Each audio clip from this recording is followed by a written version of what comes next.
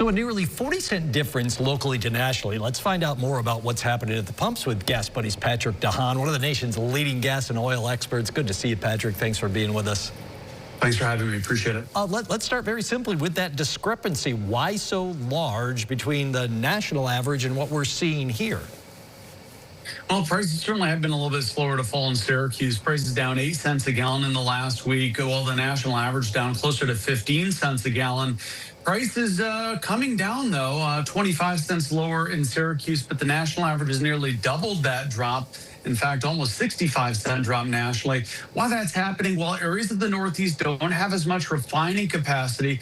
With the loss in 2019 of the Philadelphia Energy Solutions refinery, you're more reliant on fuel that's coming from further destinations overseas. And those imports are still being impacted by what's happening with the Strait of Hormuz. And it's not just New York, but really several states in the Northeast still having more expensive prices. You'll notice the map behind me, the extremities on the West Coast and the Northeast, basically where more gasoline has to be imported than there is in existence because of a lack of refining capacity. Still that issue. Okay, so I mean, the million-dollar question then, when could we see a noticeable decline in New York? I mean, is below $4 a gallon a possibility this summer?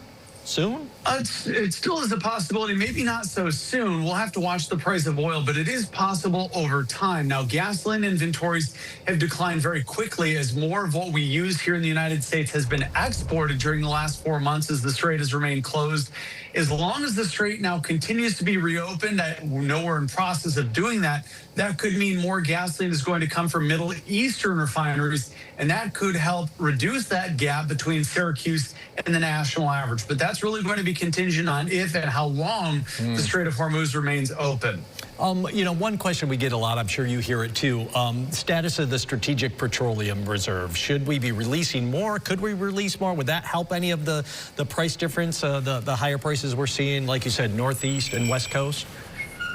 Well, we're releasing close to a maximum amount, about 1 million barrels every day or so being released from the Strategic Petroleum Reserve, which, by the way, the level has now fallen to the lowest since it was filled up back in 1983. Releasing more probably wouldn't help because that oil still needs to run through refineries. And that's the exact problem in areas of the Northeast and the West Coast. Just not enough refineries to process the oil and turn it into gasoline. So we talked a lot about gas prices. I'm very curious because we haven't talked about this in a little while. Where do we stand with diesel prices? How are we doing with those? Yeah, diesel prices have fallen nationally as well. In fact, diesel probably is going to fall more than gasoline. Gasoline demand is higher in the summer. Diesel demand is lower in the summer. So that should provide truckers a nice break here over the course of the summer. Looking at average diesel prices here right now across Syracuse, as I quickly pull this up, prices have fallen quite a bit here in the last few weeks. Syracuse prices still well above the $5 gallon mark for diesel, but the average now $5.59, where it was almost close to $6 a few weeks ago. So diesel prices could decline another 50 to 75 cents in the weeks ahead.